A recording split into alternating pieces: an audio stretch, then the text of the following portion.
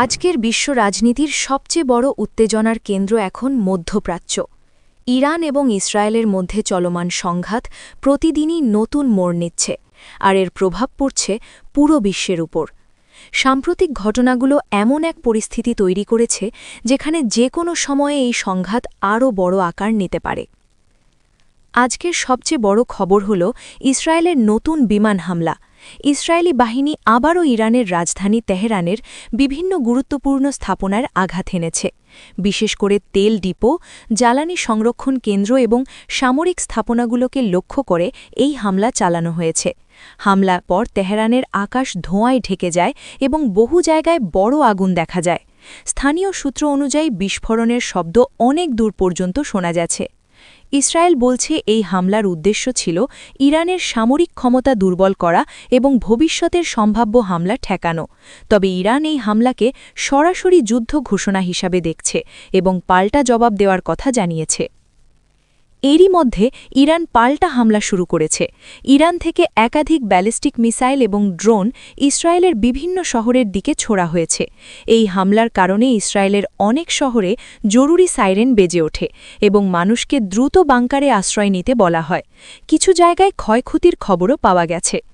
বিশেষজ্ঞরা বলছেন এই সংঘাত এখন আর শুধু দুই দেশের মধ্যে সীমাবদ্ধ নেই। মধ্যপ্রাচ্যের আরও কয়েকটি শক্তি এই পরিস্থিতির সাথে জড়িয়ে পড়ছে। লেবাননের ইরান সমর্থিত শক্তিগুলো ইসরায়েলের বিরুদ্ধে অবস্থান নিয়েছে এবং সীমান্তে উত্তেজনা বাড়ছে। এর পাশাপাশি পারস্য উপসাগর অঞ্চলেও উত্তেজনা বাড়তে শুরু করেছে। গুরুত্বপূর্ণ তেল রুট এবং সমুদ্র পথগুলো এখন ঝুঁকির মধ্যে রয়েছে। বিশেষ করে হরমুজ প্রণালী নিয়ে আন্তর্জাতিক উদ্বেগ বাড়ছে, কারণ বিশ্বের একটি বড় অংশের তেল এই পথ দিয়েই পরিবহন করা হয়। যদি এই পথ বন্ধ হয়ে যায় তাহলে বিশ্ব অর্থনীতিতে বড় ধাক্কা লাগতে পারে। এই সংঘাতের আরেকটি বড় দিক হল মানবিক সংকট। বিভিন্ন রিপোর্টে বলা হচ্ছে হামলা পাল্টা হামলায় ইতিমধ্যে বহু সাধারণ মানুষ আহত হয়েছে। অনেক পরিবার তাদের ঘরবাড়ি ছেড়ে নিরাপদ জায়গায় চলে যেতে বাধ্য হচ্ছে। হাসপাতালগুলোতে আহত মানুষের ভিড় বাড়ছে। বিশ্বের বড় শক্তিগুলোও এখন এই পরিস্থিতির দিকে গভীরভাবে নজর রাখছে। অনেক দেশ দুই পক্ষকে সংযম দেখানোর আহ্বান জানিয়েছে।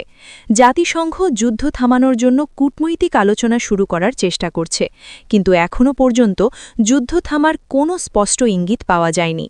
বিশেষজ্ঞদের মতে যদি এই সংঘাত আরও কয়েকদিন একইভাবে চলতে থাকে তাহলে এটি পুরো মধ্যপ্রাচ্যে বড় আঞ্চলিক যুদ্ধের রূপ নিতে পারে।